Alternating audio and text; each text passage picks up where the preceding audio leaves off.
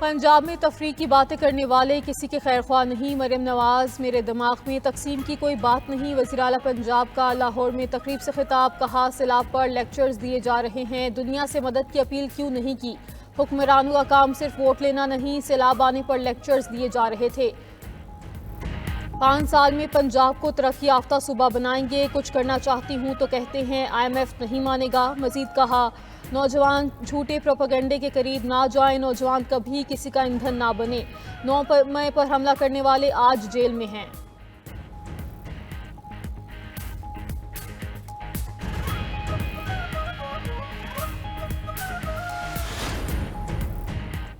اختلاف رائے جمہوریت کا حسن ہے، آئین کے مطابق چلیں گے تو کوئی اختلاف نہیں ہوگا۔ چیئرمین سینیٹ یوسف رضا گیلانی کہتے ہیں گزشتہ روز اسپیکر قومی اسمبلی کے پاس دونوں پارٹیوں کی ملاقات ہوئی، فیصلہ ہوا کہ نون لیگ اور پیپلز پارٹی مل کر ملک کے لیے کام کریں گے۔ نئے صوبے بنانے کا طریقہ کار آئین میں واضح ہے۔ رہنما پیپلز پارٹی سید نوید قمر کہتے ہیں نون لیگ کی لیڈرشپ کے سامنے پیپلز پارٹی نے اپنے تحفظات رکھے، پی پی اور نون لیگ کی ڈیل اپنی جگہ، لیکن ریڈ لائن کراس نہیں کی جاتی۔ آپ کہتے ہیں میرا پانی میری مرضی تو پھر ایک غلط تاثر جاتا ہے۔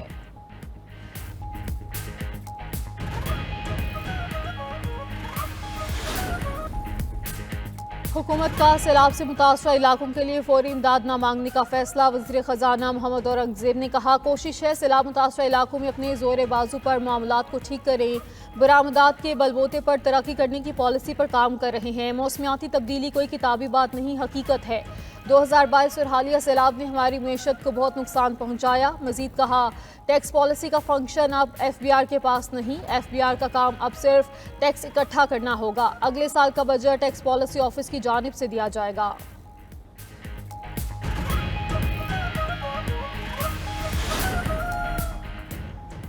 IMF کی شرط پر درآمدی اور مقامی گاڑیوں کے لیے 62 لازمی معیارات مقرر۔ مقامی تیار کردہ گاڑیوں کے لیے معیارات پر عمل درآمد 1 جولائی 2026 سے ہوگا۔ سیفٹی معیارات میں گاڑیوں کی انسپیکشن اور سرٹیفیکیشن لازمی قرار۔ 1 اکتوبر سے 30 جون تک درآمدی گاڑیوں پر 40% ریگولیٹری ڈیوٹی بھی عائد۔ حکومت نے گاڑیوں کی جانچ پڑتال کے لیے 40 کمپنیوں کو رجسٹرڈ کیا۔ غیر معیاری اور غیر محفوظ گاڑیاں مارکیٹ میں فروخت نہیں ہو سکیں گی۔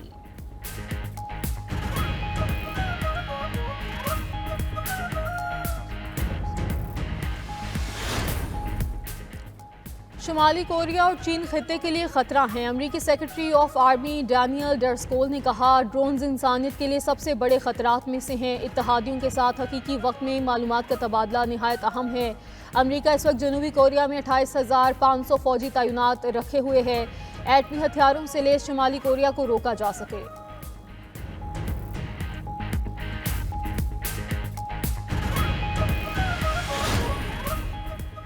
ایلون مسک دنیا کے پہلے $1 ٹریلین کے مالک بننے کے قریب۔ ٹیسلا اور اسپیس ایکس کے مالک ایلون مسک کی دولت $500 ارب سے تجاوز کر گئی۔ ٹیسلا کے حصص میں حالیہ اضافے اور سیاسی معاملات سے وقتی دوری کے بعد ان کی دولت میں تیزی سے اضافہ ہوا ہے۔ فوربس کی فہرست میں ایلون مسک کے بعد اوریکل کے CEO لیری ایلسن کا نمبر آتا ہے، جن کی دولت $350.7 ارب ہے، جبکہ میٹا کے CEO مارک زکربرگ کی دولت $245.8 ارب تک جا پہنچی۔ اسرائیل کی غزہ جانے والے امدادی قافلوں پر بھی کھلی جارحیت، فلوٹیلا پر حملہ کر کے 6 کشتیوں پر قبضہ کر لیا۔ گریٹا تھنبرگ سمیت دیگر کارکنان گرفتار۔ پاکستان کے سابق سینیٹر مشتاق احمد بھی شامل ہیں۔ سمود فلوٹیلا غزہ سے تقریباً 100 ناٹیکل میل کی دوری پر موجود۔ فلوٹیلا ارکان کا کہنا ہے کہ اسرائیل کے حملے پر لائف جیکٹس پہن لی ہیں۔ اسرائیلی بحری جہاز نے کشتیوں کو گھیرے میں لے لیا، کئی کشتیوں سے براہ راست نشریات منقطع۔ اسرائیل کا سمود فلوٹیلا میں شامل کچھ کشتیوں کو ڈبونے کا منصوبہ۔ فلوٹیلا میں 40 ممالک سے 497 افراد شریک ہیں۔ فلوٹیلا پر حملوں اور گرفتاریوں کے خلاف دنیا بھر میں مظاہرے۔ وزیر اعظم شہباز شریف کی گلوبل سمود فلوٹیلا پر اسرائیلی حملے کی شدید مذمت۔ سوشل میڈیا سائٹ ایکس پر پیغام میں کہا اسرائیلی فوج نے فلوٹیلا کے ارکان کو غیر قانونی طور پر حراست میں لیا، وہ مظلوم فلسطینیوں کے لیے امداد لے جا رہے تھے۔ پاکستان تمام ارکان کی فوری رہائی کا مطالبہ کرتا ہے، فلسطینیوں تک امداد کی بلا تعطل ترسیل بھی یقینی بنائی جائے۔ اسرائیل نے گلوبل سمود فلوٹیلا سے کولمبیا کے 2 شہریوں کو بھی گرفتار کر لیا۔ کولمبیا صدر نے اسرائیلی سفارتی عملے کو ملک چھوڑنے کا حکم دے دیا۔ اسرائیل کے ساتھ آزاد تجارتی معاہدہ بھی منسوخ کر دیا۔ فلسطینی مزاحمتی تنظیم حماس کا غیر مسلح ہونے سے انکار، امریکی صدر کی غزہ پلان میں ترمیم کا مطالبہ کر دیا۔ غیر ملکی میڈیا کے مطابق حماس نے اپنے رہنماؤں کی جلاوطنی کی شق پر تحفظات کا اظہار کیا ہے۔ حماس قیادت نے اسرائیل کے مکمل انخلا کی بین الاقوامی ضمانتیں مانگ لی۔ حماس داخلی یا بیرونی ٹارگٹ کلنگ نہ ہونے کی بھی ضمانت چاہتی ہے۔ حماس کے مذاکرات کاروں نے گزشتہ روز دوحہ میں ترک، مصری اور قطری حکام کے ساتھ بات چیت کی تھی۔ ادھر اسرائیل کے پناہ گزین کیمپس پر حملے جاری، 73 فلسطینی شہید اور 100 سے زائد زخمی۔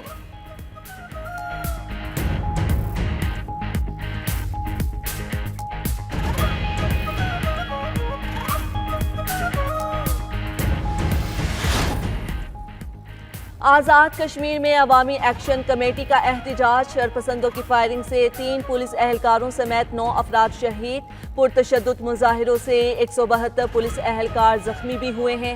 زخمی پولیس اہلکاروں میں سے 12 کی حالت تشویشناک۔ حکومت کی عوامی ایکشن کمیٹی کو دوبارہ مذاکرات کی پیشکش، عوامی ایکشن کمیٹی کے 90% مطالبات تسلیم کر لیے گئے۔ وفاقی وزیر طارق فضل چودھری کی وزیر اعظم آزاد کشمیر کے ساتھ نیوز کانفرنس، مہاجرین کی نشستوں، وزراء کی تعداد میں کمی قانون سازی سے ہوگی۔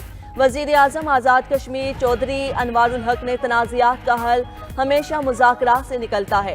وزیر اعظم آزاد کشمیر کا کہنا تھا کہ کشمیر کی صورتحال کا سخت نوٹس لیں، مسائل حل کرنے کی یقین دہانی، شہریوں سے پرامن رہنے کی پرزور اپیل کر دی۔ نون لیگ اور پیپلز پارٹی سیاسی سیز فائر پر متفق، پیپلز پارٹی اور مسلم لیگ نون کے رہنماؤں کی پارلیمنٹ ہاؤس میں ملاقات، پیپلز پارٹی کا وزیر اعلیٰ پنجاب کے حالیہ بیانات پر تحفظات کا اظہار۔ ذرائع کے مطابق دونوں جماعتوں کا معاملات افہام و تفہیم سے حل کرنے پر اتفاق۔ ملاقات اسپیکر قومی اسمبلی سردار ایاز صادق کے چیمبر میں ہوئی۔ نائب وزیر اعظم اسحاق ڈار، اعظم نذیر تارڑ، رانا ثناءاللہ اور طارق فضل چودھری ملاقات میں شریک ہوئے۔ قطر پر حملہ، امریکی سلامتی پر حملہ تصور ہوگا، امریکی صدر ڈونلڈ ٹرمپ نے ایگزیکٹو آرڈر جاری کر دیا۔ امریکہ اور قطر کے تعلقات مزید مضبوط بنانے کا اعلان، حکم نامے کے مطابق قطر پر حملہ ہوا تو امریکہ فوجی کارروائی کرے گا، قطر پر حملہ ہوا تو امریکہ سفارتی اور اقتصادی کارروائی بھی کرے گا۔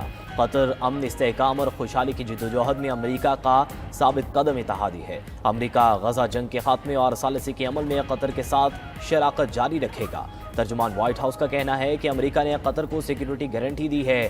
نیتن یاہو نے یقین دہانی کرائی ہے کہ وہ قطر پر دوبارہ حملہ نہیں کرے گا۔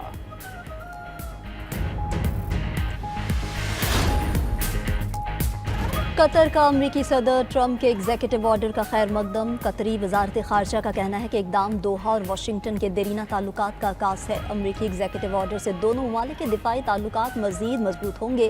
فیصلہ سلامتی اور سفارتکاری میں دو طرفہ تعاون کو تقویت دے گا۔ امریکہ اور عالمی شراکت داروں کے ساتھ ثالثی کا کردار جاری رکھیں گے، پائیدار امن کے لیے سفارتی ذرائع سے تنازعات حل کریں گے۔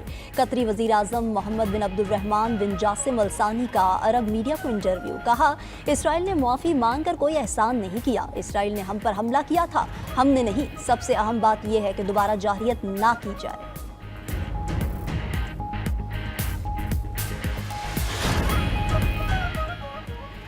فلسطینی مزاحمتی تنظیم حماس کا غیر مسلح ہونے سے انکار، امریکی صدر کے غزہ پلان میں ترمیم کا مطالبہ کر دیا۔ غیر ملکی میڈیا کے مطابق حماس نے اپنے رہنماؤں کی جلا وطنی کی شق پر تحفظات کا اظہار کیا ہے۔ حماس قیادت نے اسرائیل کے مکمل انخلا کی بین الاقوامی ضمانتیں مانگ لی۔ حماس داخلی یا بیرونی ٹارگٹ کلنگ نہ ہونے کی بھی ضمانت چاہتی ہے۔ حماس کے مذاکرات کاروں نے گزشتہ روز دوحہ میں ترک، مصری اور قطری حکام کے ساتھ بات چیت کی تھی۔ ذرائع کا کہنا ہے کہ حماس کو امن معاہدے کے انعقاد کا جواب دینے کے لیے 2 یا 3 دن درکار ہیں۔ دوسری طرف غیر ملکی میڈیا کے عرب ثالث سے متعلق اہم دعویٰ اپنی رپورٹ میں کہا کہ حماس نے امریکی امن منصوبے پر مثبت اشارے دے دیے۔ حماس امریکی امن منصوبے کا مزید جائزہ لے رہا ہے۔ حماس پر جنگ بندی کے لیے مسلم ممالک کا بھی دباؤ ہے۔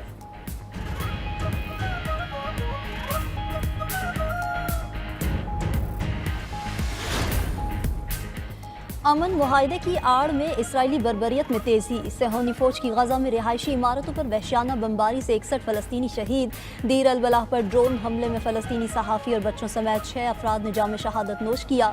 वस्ती गजा में इमदाद के मुंतज़िर 18 फलस्तीनियों को भी शहीद कर दिया गया। गजा में शहदा की मजमूई तादाद 66,000 से तजावुज़ कर गई। इसराइली बमबारी से गजा में पानी की 75% पाइप लाइन तबाह। नस्लकुशी और जुल्म का शिकार फलस्तीनी पानी की बूंद बूंद को तरस गए। उधर इसराइली वज़ीर दिफा ने नत्सारिम कॉरिडोर पर कब्जे का दावा कर दिया है। कहा कि इसराइली फौज ने गजा को शुमाल और जनूब में तकसीम कर दिया। अब गजा सिटी का मुकम्मल मुहासरा किया जा रहा है। गजा सिटी में मौजूद लोगों को दहशतगर्दों का हामी समझा जाएगा। जनूब में जाने वाले अफराद को अब फौजी चेक पोस्टों से गुजरना होगा।